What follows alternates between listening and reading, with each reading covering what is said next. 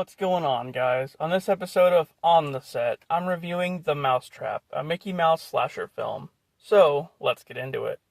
The film starts off with a goth chick named Rebecca being questioned by two detectives about some murders that just happened. She then tells them the story. Alex and her friend Jana work at an arcade called Fun Haven. One night, their boss Tim asked them to stay late to watch over a last-minute birthday party that's going on. They both agree, but as soon as Tim leaves, Jana bails out to go sleep with a guy. Go figure. Then we see Tim walk into his office, where he has a lot of Mickey Mouse merch. He's basically obsessed, from what it looks like. Well, I guess it's more Steamboat Willie than it is Mickey Mouse, like the early version of that character. Anyway, as Alex is checking on things, she sees a guy in the arcade dressed as Mickey. Freaked out, she runs away and stumbles upon a group of her friends who are throwing her a surprise birthday party. As it turns out, they were the group that Tim was talking about. So, Alex forgets all about Mickey for the time being and parties with her friends, including this nerdy guy named Marcus and a douchey guy named Ryan, both of whom have a crush on her.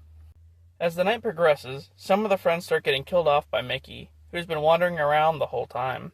A couple sneaks off to do the do and gets more than what they bargained for. This happens more and more throughout the movie, until it's only down to Alex and a couple others. They finally catch on to what's happening and try to leave, but Mickey has them locked inside. At this point, they all think Ryan is Mickey, due to him wearing the same jersey, and the fact that he was going to have his hockey teammates show up to rough up Marcus a bit out of jealousy. Not only that, but people are dying so quickly, it seems like there might be more than one killer. Meanwhile, Rebecca's been hiding in the laser tag area the whole time, when Mickey finally catches up to her and slices her ankle.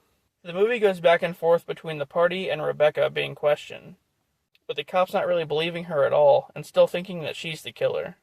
With Ryan missing and everyone else dead, Alex, Marcus, and Marie trigger an alarm to signal the fire department. Just then, Gina shows back up and immediately gets killed off right in front of Alex. Ryan suddenly appears and claims not to know anything about what's going on. Now, with the group thinned out, Mickey attacks them out in the open. As he hurts Ryan, Marcus takes Mickey out with a bat and he's blinded by a strobe light, revealing his one weakness. The light seems to freeze him in place. Also, it's here that they discover there's not more than one killer. Mickey can just teleport. Yep, that's what I said.